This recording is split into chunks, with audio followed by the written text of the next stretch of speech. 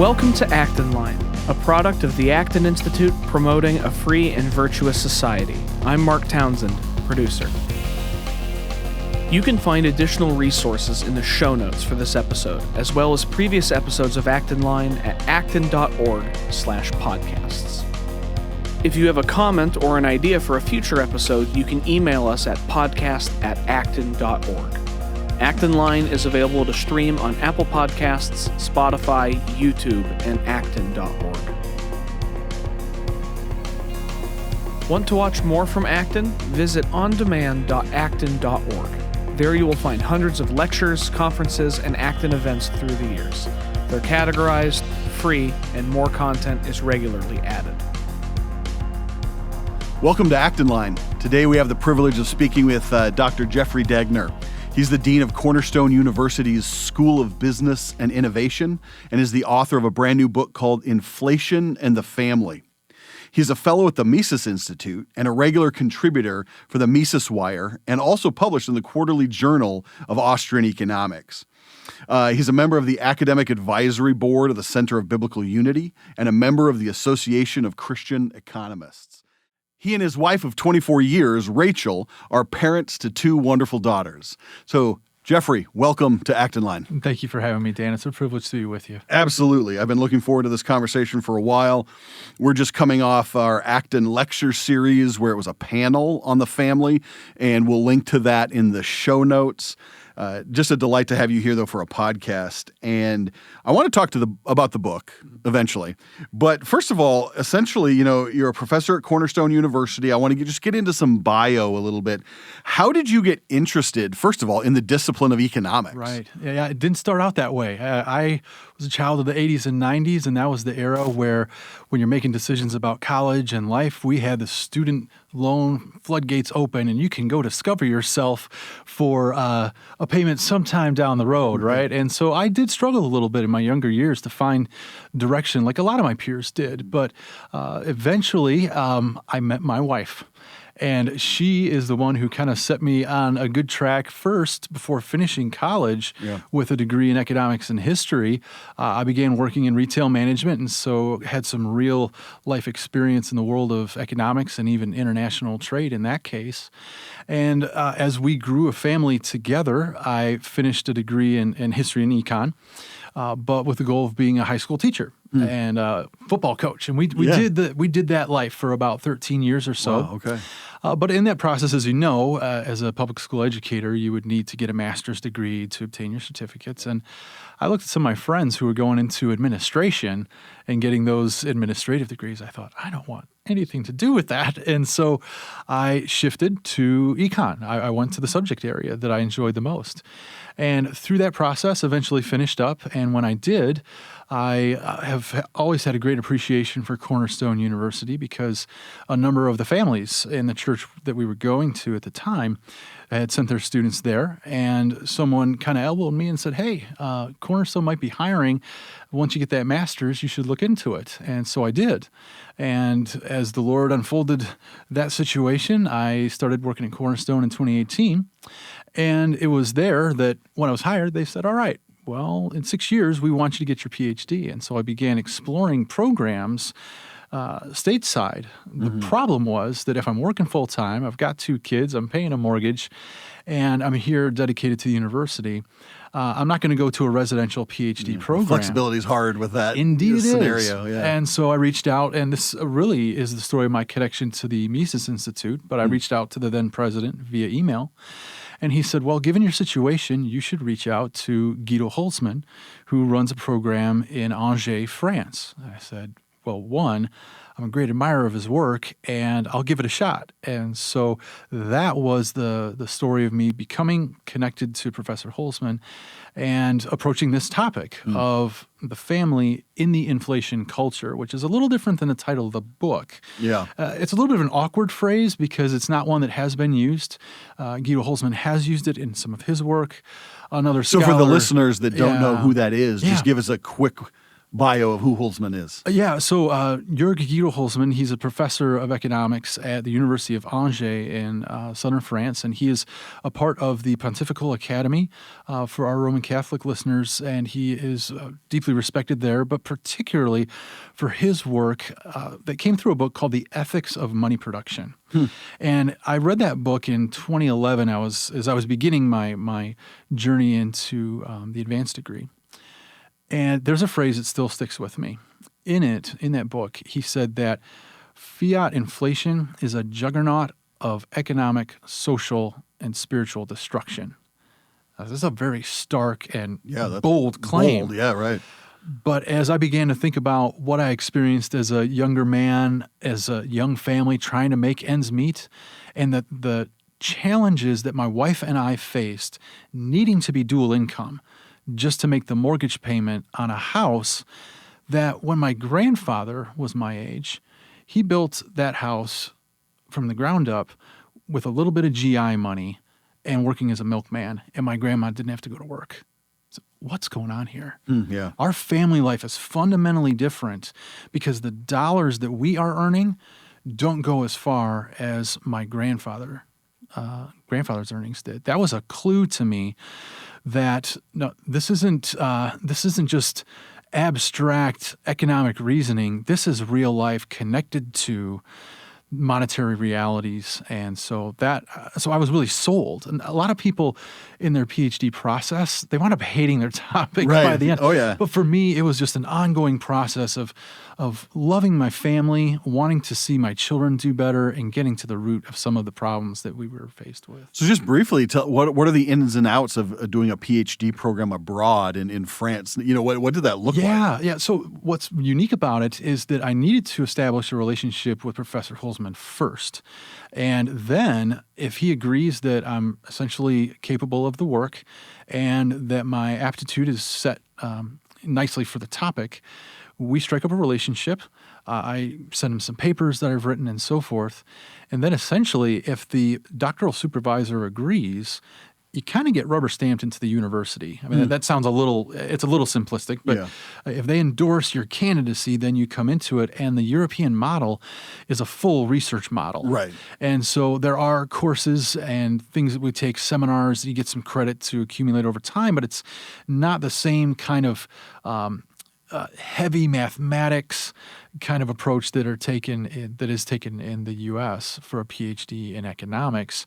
And so part of that then was to report quarterly and basically develop chapters for your dissertation as we go. So there was a lot of things that I wrote on that didn't become a part of the dissertation, but it was a part of the overall discipline of thinking like an economist. And so now I do have to say that not only did I find it to be a privilege of working under his guidance from an academic standpoint, but I think that as a scholar and a gentleman, that I could not think of a finer individual to work under, and so that's another great blessing of that mentorship, really. Yeah. And you'll hear European students talk about their professor, or to be called someone's student. Mm-hmm.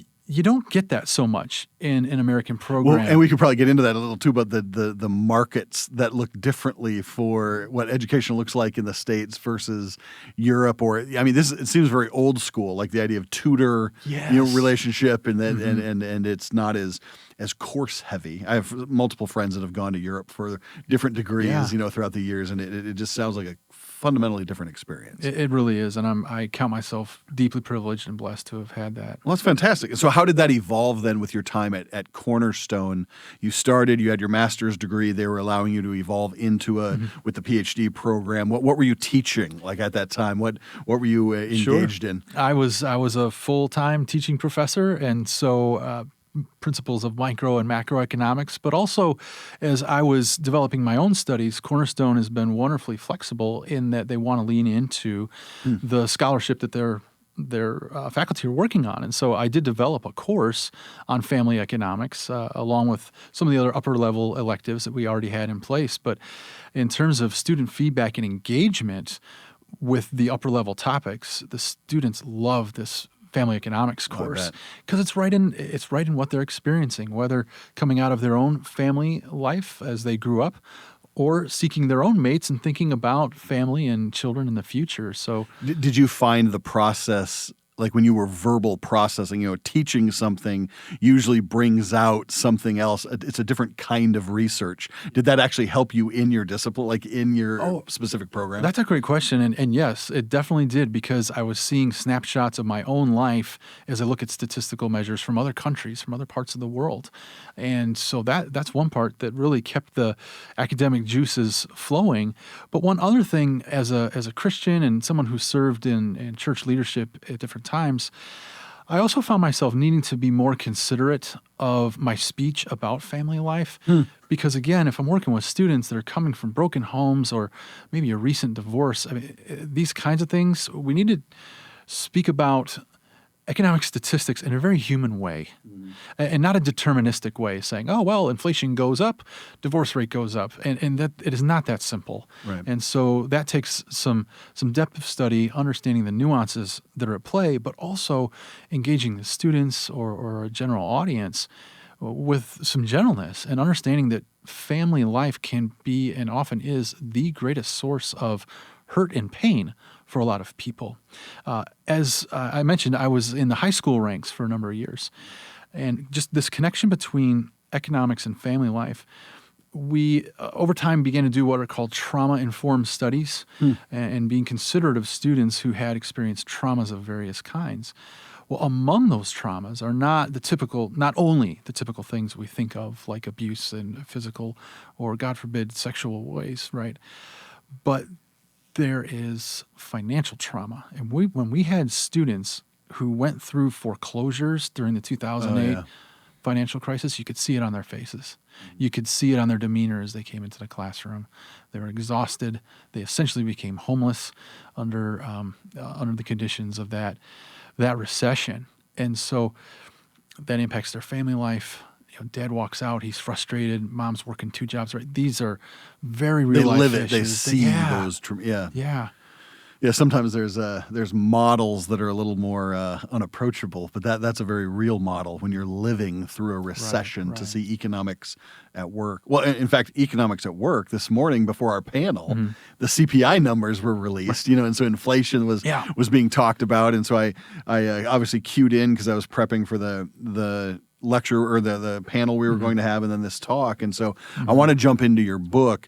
But one thing one of the commentators said I was listening to this morning is the inflationary moment that we're in, particularly COVID to now, so 5 years, half a decade, is people under the age of 55 have never lived in an inflationary world that was like that. And so we're all living through somewhat of a new world for those at least who are living. Yeah. So when you say, you said your book, you would have titled it maybe a little differently, but when you say inflation and the family, unpack a little bit. Yeah. What do you mean by it? Is that what CPI? Is that what you mean? Or do you help us understand the genesis of the book? Sure. You're zeroing in on a distinction that's really important in this book, but I think that measurements like CPI do matter, and economists from all stripes have critiqued the measure of CPI, what's included in it, what is not. Do you want to briefly just tell us, our listeners, what is CPI? The CPI, of course, that's the Consumer Price Index, and it's a basket of goods and services that,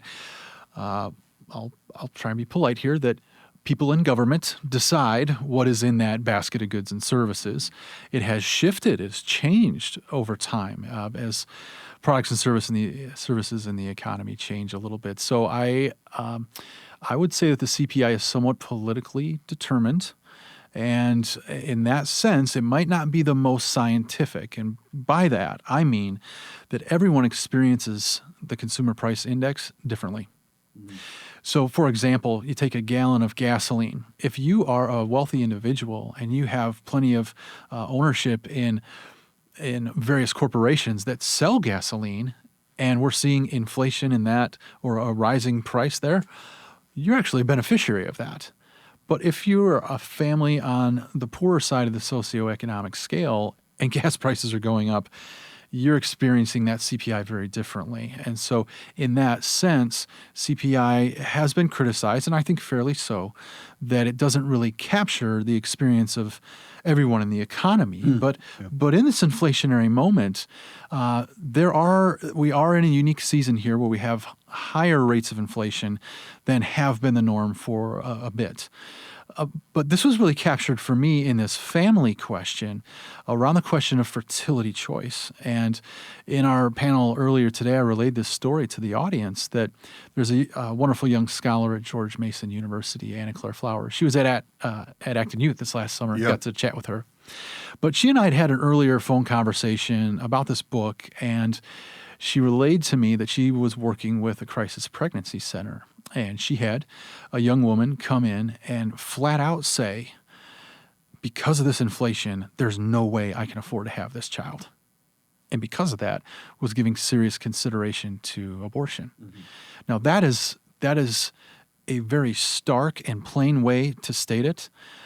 But my book goes a little bit beyond that, because the title of the dissertation would have been an awkward title for a book, is really about the inflation culture. And that is a phenomenon, if I could point to a beginning of that, I mean, you would really go to the Federal Reserve's creation in 1913 and a slow and steady inflation that we have had in the United States over decades. So like 110 years, if you will. Give or take it. And so when it comes to doing technical econometric studies and, saying, oh, well, the money supply went up by this percentage, and oh, wouldn't you know it, 1 month later, divorces went up. That is not the kind of analysis we're doing here. We're trying to do a cause and effect relationship that happens over time that really relies on what the Germans call Verstehen, an understanding of who I am as a person that helps me understand, dare I say, be empathetic towards what another person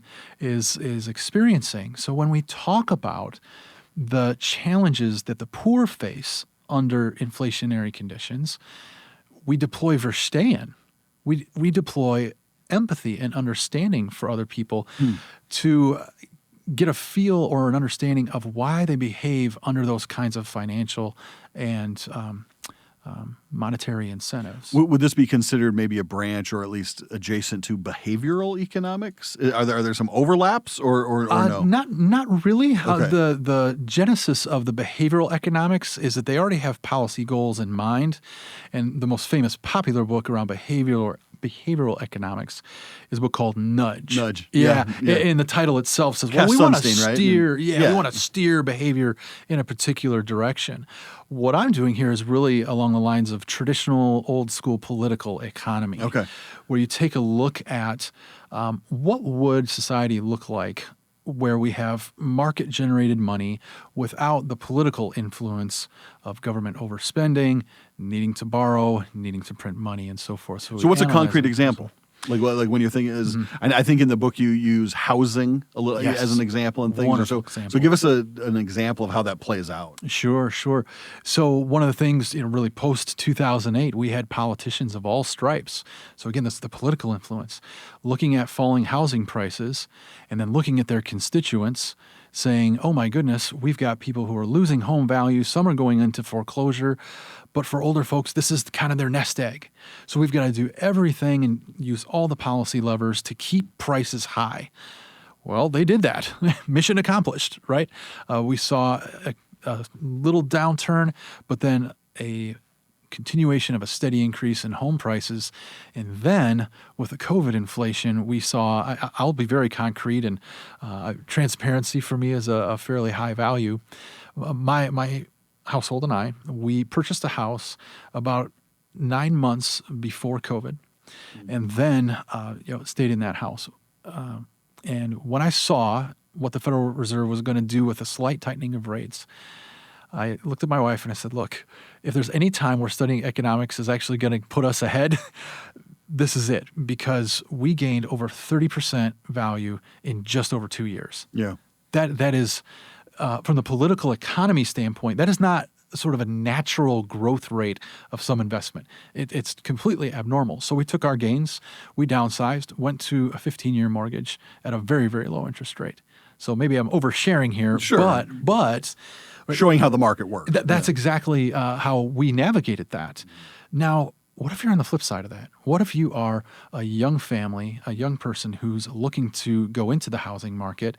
You're in a tight, cramped apartment, and you're saying, all right, it'd be fantastic for us to get into a home, to spread our wings a little bit, have another child. And you're simply priced out of the housing market in that way. So median home price is approaching around $400,000, and there are some startling statistics around this, that the average age of first-time homebuyers is around 38.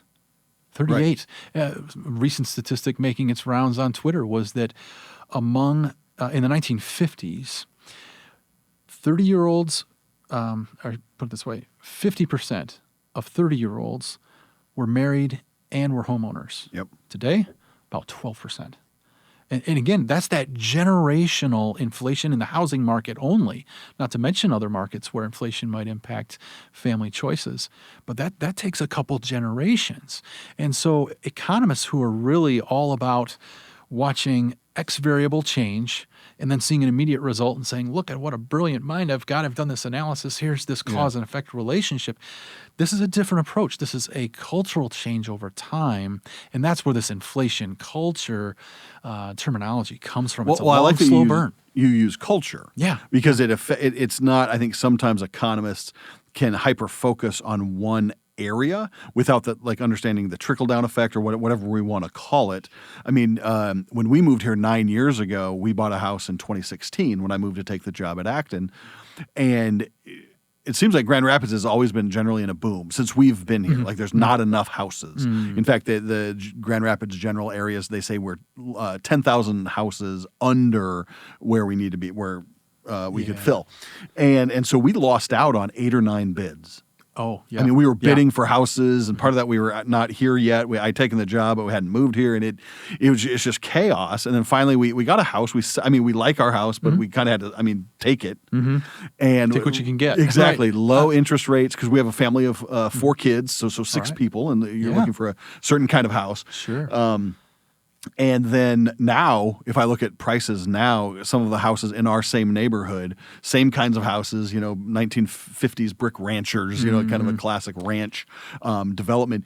Those houses are 2.5 to some 3 times as much as we paid in 9 years, with double, if not double plus, the interest rate. And so I'm looking at these young couples coming in and trying to think through that. Right. And there's a couple things to that. One is that as a person who, frankly, has been a beneficiary of this process, where my net worth has gone up because I got in a little bit earlier than our young people are today, that is a process that economists have called the Cantillon effect. The Cantillon effect refers to an economist who was Irish-born, became a Frenchman, but he described a process where when you have an inflationary new money production environment, that the first recipients, the early recipients of that credit expansion, if you will, they will tend to make those purchases, and then that drives prices up for that good or service. And you use the phrase trickle down. I know that's been used derisively, of the Reagan administration and so on. But I think this is the real trickle-down effect, is through credit creation. You get those first early bidders. They purchase homes at a somewhat normal price, but as they continue to bid and purchase more homes, that raises the price. And now the question becomes, well, what about the later recipients? What about the young who haven't come into this market? It becomes exceedingly difficult for them to enter the housing market. And so the Cantillon effect, in a nutshell, is that the early recipients of new credit creation are the beneficiaries of the process. The late recipients are those who are harmed by that process. And again, when we're living in an environment in the U.S. where we have a central bank, the Federal Reserve, that is a quasi-political institution, we have politically created money, and certain constituents are served well by that process. Others are not. And wasn't there a recent statistic? I should have written this down. I was thinking about it earlier and just didn't write it down. But in recent past, last 30, 40 years, that you could purchase a home and it was 2 to 3 times the average annual salary. Yes. And now statistically, I think it was a 24 number, if I remember, 23, 24, is that it's 6 or 7. Right. Is that accurate? And that's a great way to understand what's happening, the inflationary pressure that's happening. Yeah. A similar thing that I found and had in the book here was about the median household income. I think that's an important measure. Per capita income, it can kind of mask this situation, but when we're talking about family life, I like the median household income. All right. Well, what's happened since the 1970s is that in order to meet the median household income, it takes 2,000 hours a year more of the median wage. Oh, interesting. That translates to, in family life, that translates to one additional full-time FTE. worker. Yeah, absolutely. Exactly. Absolutely. And that's happened over a period since the 1970s. And for monetary economists, that is very important because in 1971, President Nixon made the decision to detach our money supply from what was a sort of a quasi-gold standard and really set the stage for what economists call a pure fiat inflation, where now it's, the colloquial term is money printing, but now it's essentially digital, and our money supply has become unmoored, unattached, unanchored to a stable value and or a stable commodity such as gold. Now, as a Christian, this is a very important point. The scriptures warn us over and over again about the importance of equal weights and measures. One of the passages that speaks specifically to this in terms of money is after the Jews return from exile in Babylon, and Ezekiel is saying, hey, when this happens, here's what the princes need to do. And he outlines specific weights and measures that must be restored in order for a just society to take hold once the exiles return. So the Bible gets that specific about the weight of a shekel and its importance to justice across generations, and not only in an economic sense, but really in that familial sense. It becomes much more difficult in an inflationary environment to pass along inheritance to your children. Oh, for sure. That's just one implication, but there are others when it comes to there's a lot of focus and discussion, rightfully so, around the challenges that young people face. But I also have a great deal of empathy for retirees who receive these fixed incomes, and they too are seeing their income being eaten away by these various rising prices, even if they have their house paid off or something like that. There are challenges they face. No, what do they call us? The sandwich generation? Yeah, Gen Xers here, my dad just retired, and we have kids, and so we're seeing some of those pressures on both sides. And I know many people are in that, in our age group, are in that same as well. So there's a lot of cultural questions here. And there's probably a dozen questions in what I'm going to ask. Sure. So pick one, and we can riff off of it. So when we talk about cultural issues, housing and inflation, there seems to be cause and effect in other areas. In fact, earlier in the day, you mentioned something along the lines of when you own your home and you have ownership of it, and let's say you buy a starter home, there's options, right? You can go up to another size home, or you can renovate. Mm-hmm. You can put on like you said, a nursery or something along those lines. When you rent, you have less control of what you do with the piece of property itself. Also, you mentioned, 2,000 hours, which is essentially, like you said, another full. So it almost, there's a conversation that can be had, should there be dual income, that dual income, no kids, phenomenon that's much ink has been spilled on. But it's almost demanded now. Yeah. To afford, it's not like a moral choice, and there's a lot of theological arguments. Should women work outside of the home, or and that's not what I'm talking about. I'm talking about literally the economic piece. So you have the size of houses, you have the cost it takes to afford the home, and then people are squeezed. And so does that limit one or two kids instead of three or four? So that's like I'm saying. There's a whole lot of questions here. What are you hearing when I'm unveiling that? As you mentioned that, the thing that comes to my mind, and it was discussed in our panel earlier, was the elevation of careerism, and I'll use that ism at the end because it's a value placement where career is vaulted over marriage. And some of the statistics are pointing to that flip in values has been particularly prominent among younger women. And again, I think inflationary pressure has drawn women into the labor markets in ways that had not been the case in the past. And so this is a cultural phenomenon. And again, I do not want to get engaged in finger wagging at young women saying, shame on you, and you should accept a different set of values. But how can you say, I'm going to have family, but it requires the additional 2,000 hours of work? What are we going to do? So there's a real conundrum there where you might call an inversion of values that has been caused. It didn't just come out of thin air. It didn't just happen. We woke up one morning. Now, I'm not here to say that inflation is the only cause of these cultural phenomena. Yeah. Multivariable, and certainly the ideologies of modern feminism, and I'm not talking about women's right to vote here. I'm talking about the more modern waves of feminism. Exactly, that fuel that message and other messages in the media.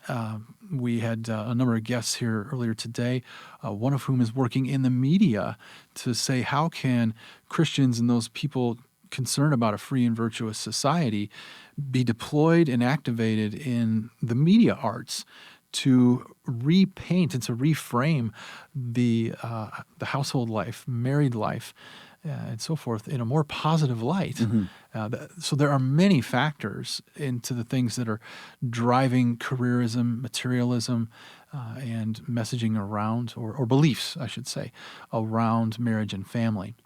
Dr. Piano talked also about the happiness factor. You pointed to the Atlantic's recent recent article about, wouldn't you know it? That narrative that women who are married with children are the most miserable creatures walking the face of the earth.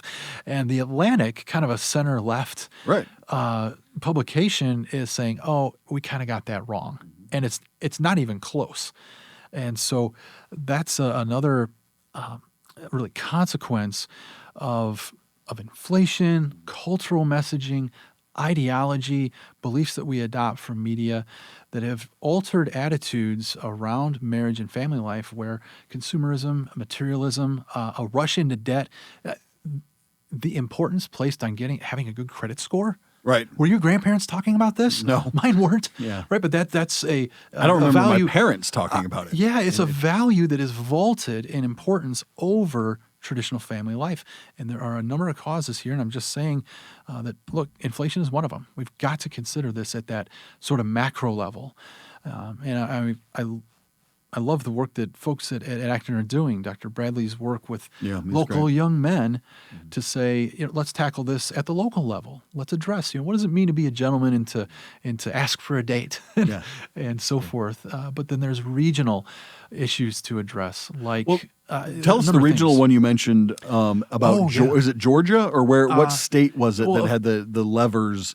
It seemed to me, I when you said it first, I was like, okay, how do I think about this state using levers? Something about divorce laws, and it demanded 50-50 custody. Was that right? Right. So this is an interesting stat I saw recently. Is the state of Kentucky, and I might be mistaken here. It was a quick headline. But what they did in Kentucky, I'll just set the stage there and then talk about the explanation for it.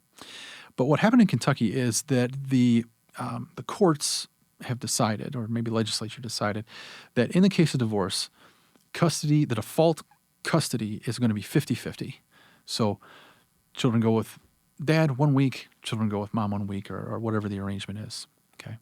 What they found is that it did have a significant and nearly immediate impact on the divorce rate. it lowered the divorce rate. Now, there's actually some historic context and understanding that gives an explanation. William Tucker wrote a book called Marriage and Civilization, and in one of those chapters, he reflected on the Roman period, where the Romans had a relatively low divorce rate, and he says one of the reasons for that is that they had the concept of what was called paterfamilias, right. sort of the man as the household head, and the children are essentially his, right? So in the case of Roman divorce, the children would automatically be custody would be in the hands of the father, right? Well, in the American context, we kind of see a shift the other way historically. You have not only no-fault divorce, but custody tending to favor Towards mother, the maternity, mother, yeah. right?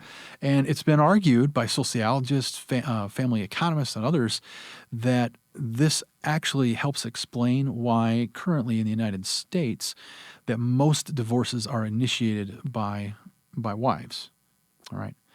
Now, I understand there are many reasons for divorce. And again, this is where I want to be sensitive around some of the real genuine heartaches that some people have endured. At the same time, institutions and law matter when it comes to family life, whether we're talking about the institution of a central bank or the institution of a church or the institution of the laws that we operate with in society. And I think that some kind of regional or maybe state level reconsideration of no-fault divorce and even the way that custody is handled can bring different results. Again, I'm a libertarian at heart, so I'm very hesitant to think about what state levers of power can we pull here in order to get a certain outcome that we want. What I really want to see is the rollback of a lot of other things like inflationary policy, like housing supply restrictions, all these things that are bearing a lot of weight on the family. So I think the first step is let's roll back and repeal the policies that are damaging family life. That's the start.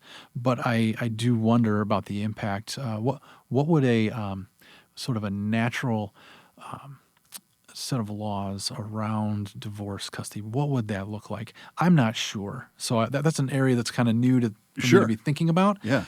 But again, it's worthy consideration as we consider children. And Dr. Piano pointed out earlier today that our views on children, their uniqueness in creation as a gift from God, that needs to be reconsidered in our culture as well. And that's, again, a role that the church can play. It's a role that the media can play in how they present children. Are they burdens, as The Economist magazine loves to point out? Oh, every child they have is going to cost when you do they come out with that? Isn't there one time a year? Is it Valentine's Day? Or I found that it's odd when they come out with that statistic. They always push it, and I'm like, what is, or Father's Day, or it's one of the weird holidays, and they're like, yeah, your kid costs you $300,000 or $285,000. Yeah, it's kind of doom culture Right. around children, and that's not even to mention the ideology that I haven't touched on this one, but we do know that there are lots of young people who are saying, one, not going to get married, and two, definitely not having kids. For sure.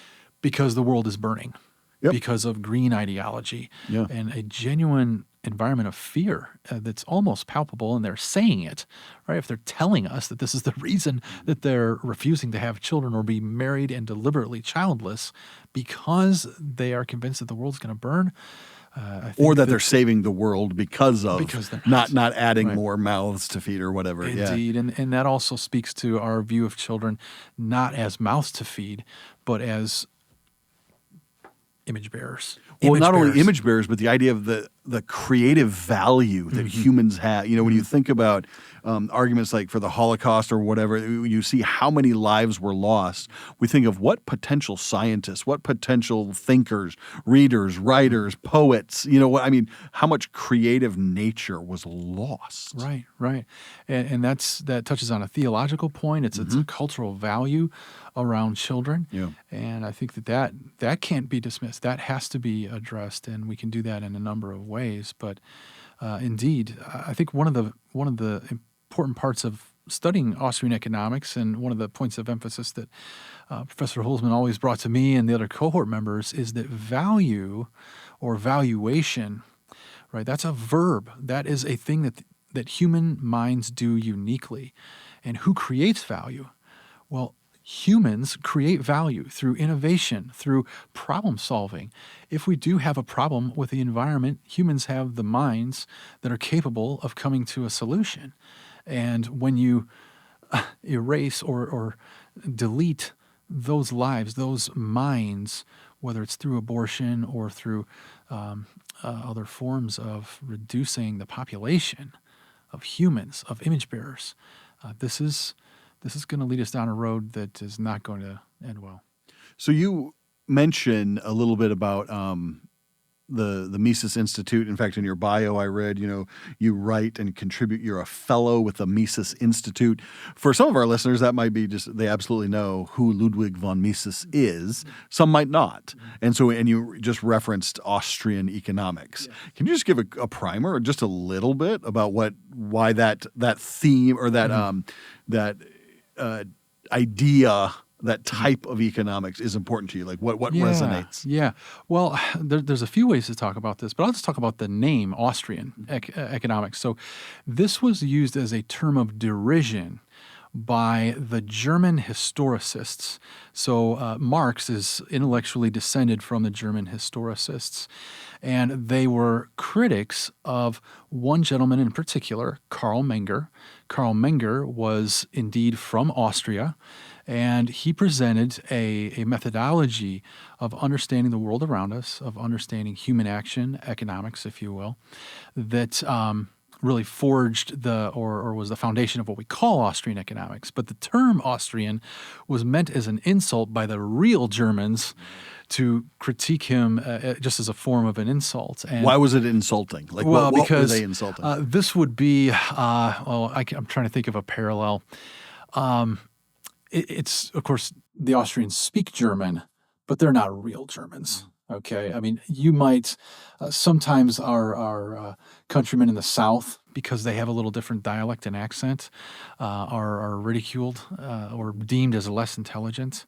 That's a parallel. Maybe it's not an exact parallel, but I think it is meant as a term of derision, not only because they're sort of inferior German speakers, but that again, it's meant as an insult. And so, but the name stuck. Right, and Austrians kind of wear it as a little bit of a badge of honor, saying, look, Menger's work and then later his student Eugen von Bavork contested the historicist and then contested and critiqued Marx and his views on the economy. And so that's sort of the origin story of the name. But I mentioned the methodology, and I sort of touched on it in a statement a minute ago. One of the points of emphasis is that the Austrians take the viewpoint that value or valuation is a verb. It's a mental process. So a lot of folks will talk about goods or services having intrinsic value, all right?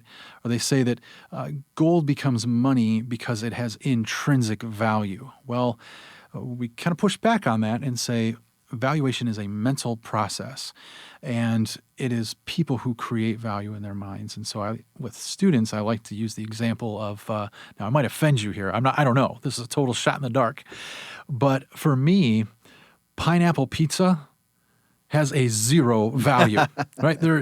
You could not pay me to eat it. Now, I don't know if you're a fan or not, but my students kind of get a chuckle out of that, because that says, oh, valuation is that process where you prefer subjective value? Something. Are you talking about subjective value in this? Yeah, exactly. And so that is really one of the hallmarks of the Austrian school. And now, of course, most folks, if they know a little bit about economic history, they will think, oh, well, Adam Smith, I think of him as the father of economics. Yeah. And Smith did have some wonderful contributions, but one of the ways that Menger and the other Austrians who followed suit, Ludwig von Mises, then in the 20th century, pointed to and critiqued about Smith was that he talked about something we call the labor theory of value, that says that this book has value in the marketplace because I put blood, sweat, and tears into it. that essentially labor and the cost of the paper, that is what determines the price. And the Austrians have pushed back and said, wait a minute, price is determined by the interaction of the subjective values of producers and consumers. And it's the reason that horses and buggies don't go for much, or they're not as something that we purchase. Yeah. Because I could put a lot of blood, sweat, and tears into raising some horses and making a buggy with my own hands. But what would it sell for in the market, right? And so that's an important point and an important distinction and example of subjective value in the market, right? What do we value more than horses and buggies? Well, we value cars more. And so it's not a matter of blood, sweat, and tears that drives prices, but it's rather the subjective values of. So what might be the most generous counter argument to that? What would be, because it seems like in the modern world, the mass man, I mean, we value cars because we're more pragmatic. They get us, is it just merely the mass wants it? And does that make it, I mean, this is the idea of, I think some people confuse the subjective objective in philosophical and moral terms versus economic terms. But it seems like there is a little bit of interrelation. So what do you one of the other Austrian economists, along with Mises, one of his students, Murray Rothbard, would make an argument about the costs of making a car and really say that consumer at the very end, they prefer the car, and then once that entrepreneur receives that revenue, now they go back and bid. So this is a process where we bid on labor, we bid on machine parts. If we find that consumers want lighter, faster cars, then maybe we're going to go ahead and bid more on aluminum for the engine blocks. And so that's kind of the pushback that the Austrians have provided when it comes to that labor theory of value. So in any case, that's kind of how I'd respond to that one. But I think the central point that I agree with is that valuation is a mental process. And again, as Christians, we are called to a certain set of values. And this is an important point as well. Make this point to our students at Cornerstone. If we remember Jesus' words in Matthew 6:33, Jesus says, "Seek first the kingdom of God and his righteousness, and then all these other material things will be added to you." And I think that illustrates what economists call ordinal preference. And by that, we mean that you will demonstrate what you really truly desire. It will be demonstrated by your actions. And so as Christians, we want to seek righteousness and do good as our first priority. And then we have other things that are subordinated to that. And that comes back to what we were talking about earlier. What are your first goals? Is it obtaining income and career, or is it family life? Right? These are ordinally ranked preferences, and our actions because many people prove it say, out. "I will start a family when I have a certain amount of career success or income or down payment." You hear variations, right, of that. But is that what you mean? That is. So you're even in your own words saying this thing comes first, and there can be some wisdom, of course, in being financially prepared. We're not saying that you should, run yourself into all kinds of credit card debt and then say, "Oh, I'm ready to get married here." No, we got to be wise with our resources and steward. But that kind of language and description, that's ordinal language at play. Again, it's a mental process, but it's a spiritual process too, right? So what we prefer is really demonstrated by our actions. And so this is also something that I caution our students with. We can complain or say negative things about the way we wish things were, but ultimately what shows what we really prefer are our actions, and in a way our actions are a mirror to the soul. Yeah. So we need to wrap this up, and I want to leave it with one question, kind of spin it maybe positive. Because we've talked a lot about, and then we are in a interesting moment, right? We have fewer babies being born than ever. We have divorce and people both divorced and never married or never wish to be married growing.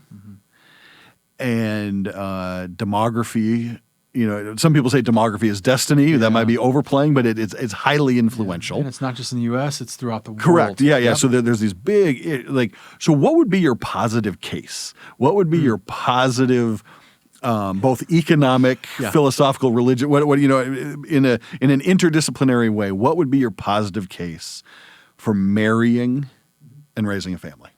Well, a positive case. Well, I'll just start with a testimonial. My wife and I are wonderfully and joyfully married for coming up on 25 years, and it has been a source of great mutual joy for us, certainly in our children.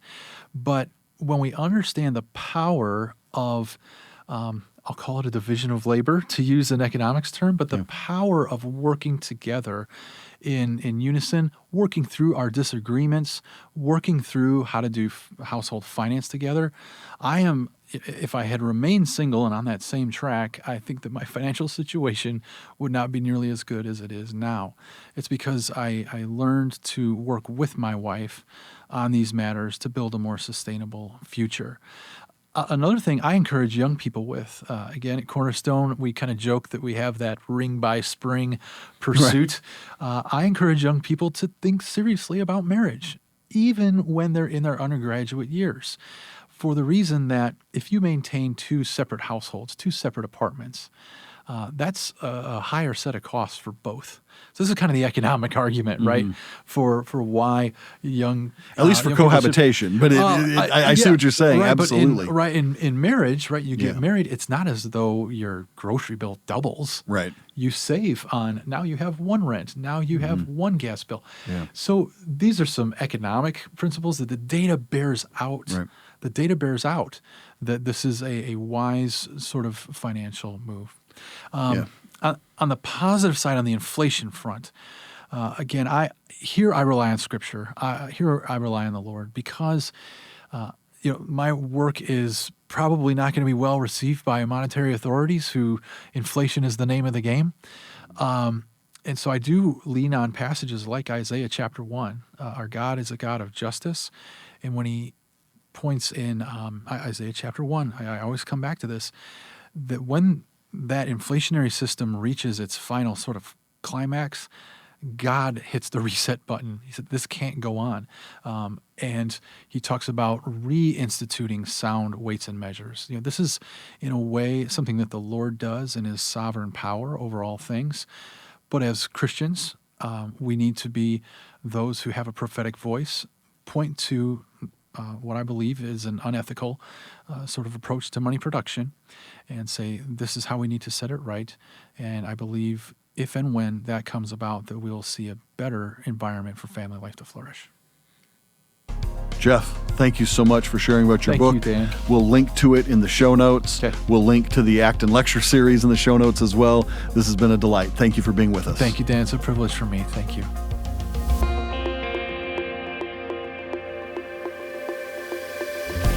Thank you for listening. If you'd like to learn more about Acton or hear more of this podcast, please visit acton.org/podcasts. Otherwise, we'll see you next week.